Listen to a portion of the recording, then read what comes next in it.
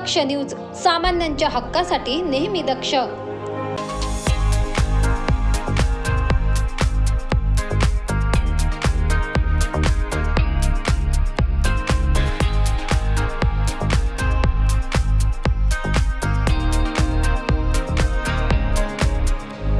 साहेब आमचं लागणीचा खर्चच निघून राहिला। काय तो माल विकून आमचं जर पदरात दोन पैसेच पडत नसत। साहेब माफ करा, नको आम्हाला ते कांदे नको, तुमचे पैसे नको, आम्ही या कांद्याचा जाळ करतो।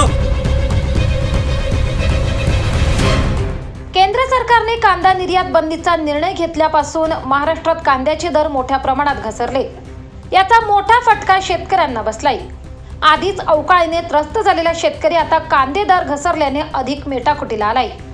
10 दिवसांपूर्वी कांदा 4000 रुपयाला विकला जात होता, मात्र गेल्या 10 दिवसात कांद्याचे दर घसरून 2000 आले।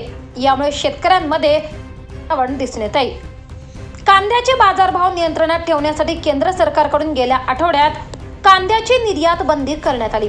निफाड, लासलगाव, येवला यासारख्या बाजार समितीत कांद्याला 1500 ते 2000 सरासरी भाव मिळत असला तरी कांद्याची खरेदी मात्र 1200 ते 1300 रुपयाला होते।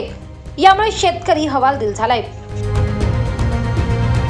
साहेब 800 रुपये 600 रुपये भाव चालू। साहेब तुम्ही पण एक शेतकऱ्याचे पुत्र आहे, तुम्हाला देखील सगळ्यांना समजतात। आणि साहेब आमचं लागणीचा खर्चच निघून राहिला। काय तो माल विकून आमचं जर पदरात दोन पैसेच पडत नसत। साहेब माफ करा, नको आम्हाला ते कांदे नको, तुमचे पैसे नको, आम्ही या कांद्याचा जाळ करतो। योगेश कर्डिले, दक्ष न्यूज, निफाड।